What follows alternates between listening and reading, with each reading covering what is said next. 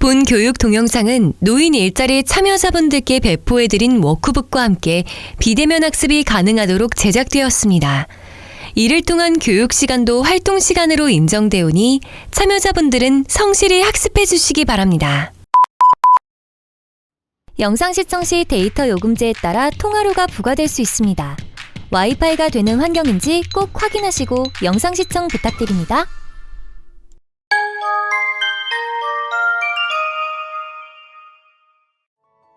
지루하고 반복되는 나날 속에 찾아온 새로운 기회, 노인 일자리 제2의 삶. 그 찬란한 일상을 가장 아름답게 가꾸는 법. 나도 존중받고 상대방도 존중해주세요. 지금부터 시작합니다.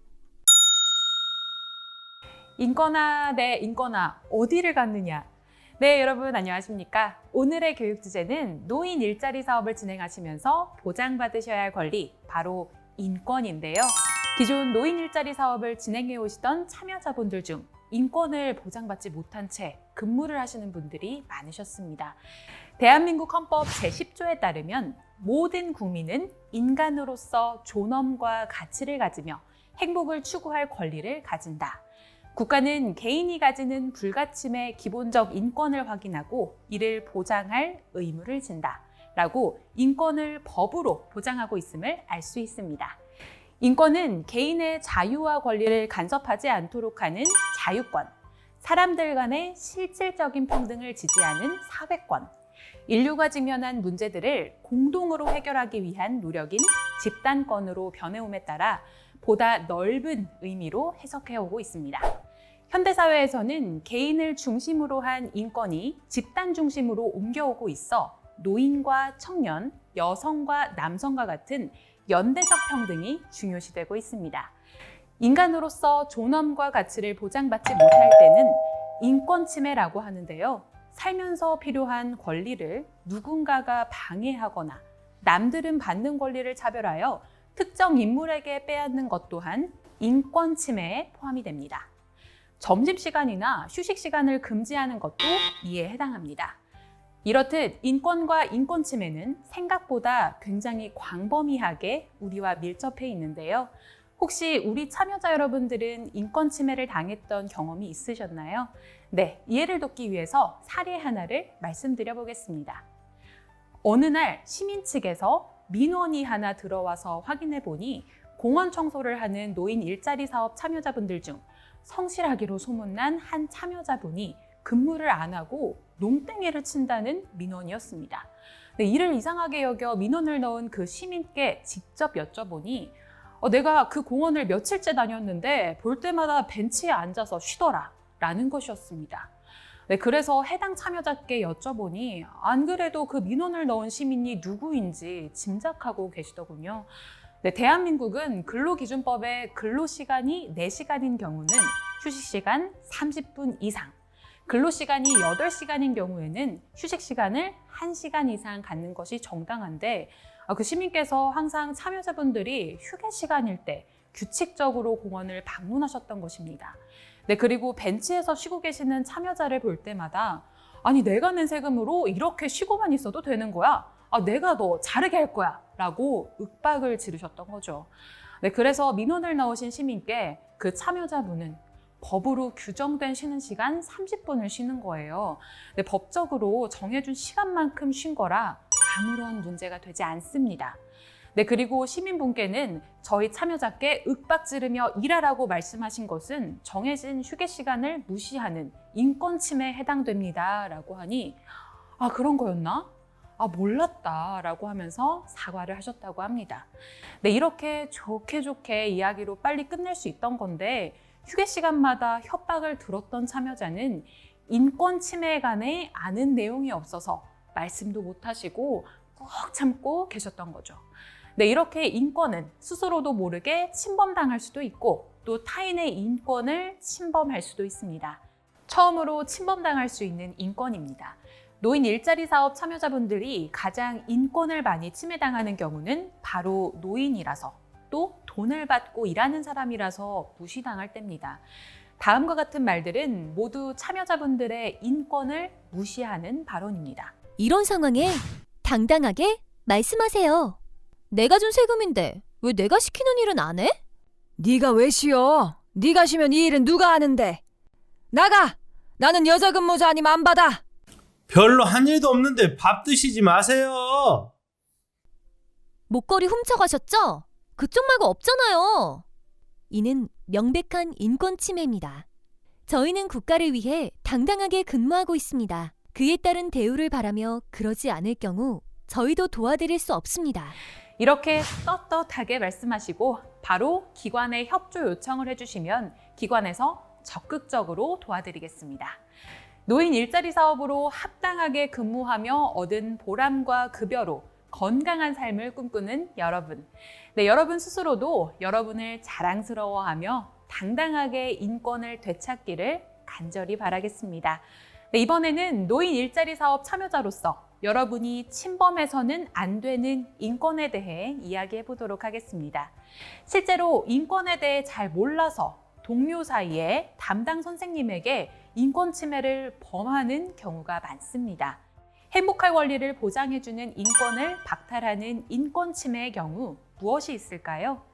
첫 번째 가장 많은 경우는 바로 호칭입니다. 참여자 사이에 호칭이 정해져 있지 않으니 동료 간에도 야, 너라고 부르는 경우가 허다하며 심지어 담당 선생님께도 하대하는 호칭을 사용하시는 분들도 간혹 계시는데요. 네, 그렇기에 서로 간의 호칭을 통일시켜 따라주실 필요가 있습니다. 네, 한번 실천해 보겠습니다. 네, 먼저 가급적 이름을 기억해서 님으로 호칭하는 것이 가장 좋습니다. 이름을 다 외우기 어렵다면 성만이라도 기억합니다. 자신보다 나이가 많으면 성과 함께 선배님, 나이가 적으면 성과 함께 후배님이라고 호칭을 부릅니다. 김 선배님, 이 후배님 이렇게 말이죠. 또한 노인 일자리 사업 담당자는 정식 직함이 선생님입니다. 혹은 선생님 외에 해당 소속기관에서 직급이 있다면 성 뒤에 그 직급을 붙여 호칭하면 됩니다. 박주임님, 최대리님, 오 과장님 이렇게 될 수 있겠죠?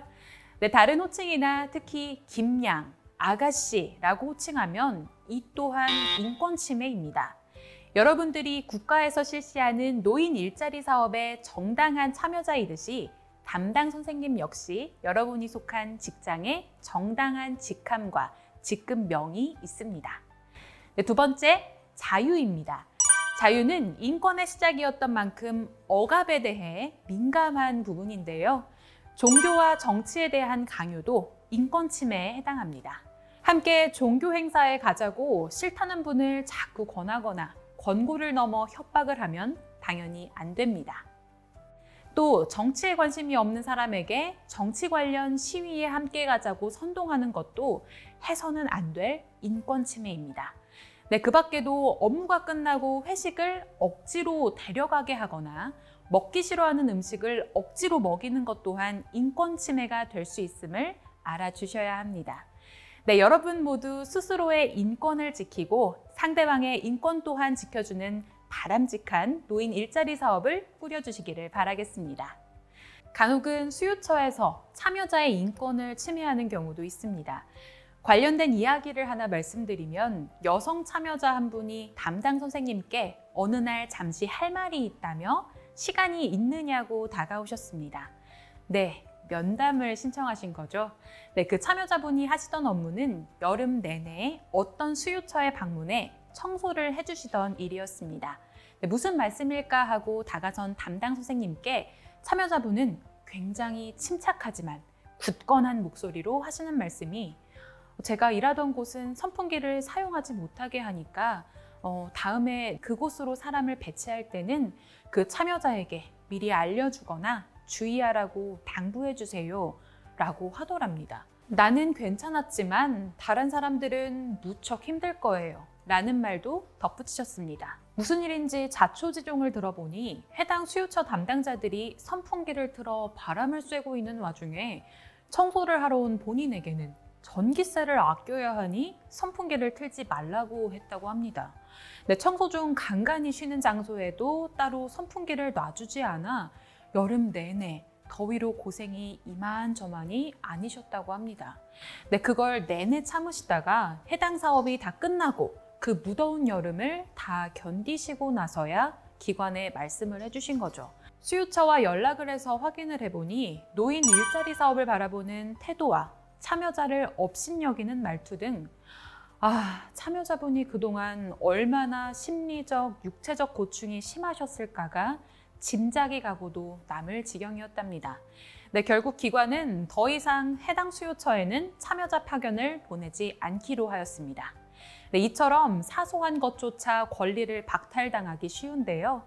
사업이 다 끝나고 말씀하시기보단 인권 침해를 당한 즉시 말씀을 해주시면 그 사업을 중단시키고 바로 새로운 일자리 사업을 진행하실 수 있게 도와드리겠습니다. 언제나 여러분은 국가를 위해서 당당하게 업무를 하시고 계시며 그에 따른 권리를 보장받으셔야 한다는 점 잊지 마시길 바라겠습니다.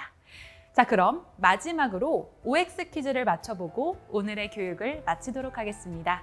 감사합니다. 노인 일자리 인권 OX 퀴즈 정답을 맞춰봅시다. 첫 번째 문제입니다. 선배님이 이후에 들어온 조원들에게 1호, 2호라고 부르는 것은 잘못되었다. 정답은 무엇일까요? 바로 O입니다. 노인 일자리 사업에 참여하는 근무자들은 성과 함께 나이가 많으면 선배님, 나이가 적으면 후배님이라고 부릅니다. 두 번째 문제입니다. 수요처에서 무조건 하세요라고 지시할 경우 그에 맞춰 이행한다. 정답은 무엇일까요? 바로 X입니다. 본인의 인권을 가장 우선시해서 인권을 무시하는 언행이나 행위를 거절할 수 있는 권리가 있습니다. 심리적으로 불쾌함을 느꼈다면 그에 따른 의사를 표현해야 합니다.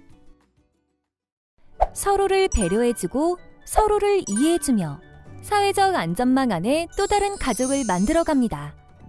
여러분의 따스한 한마디가 그 시작점입니다. 나도 존중받고 상대도 존중해주세요.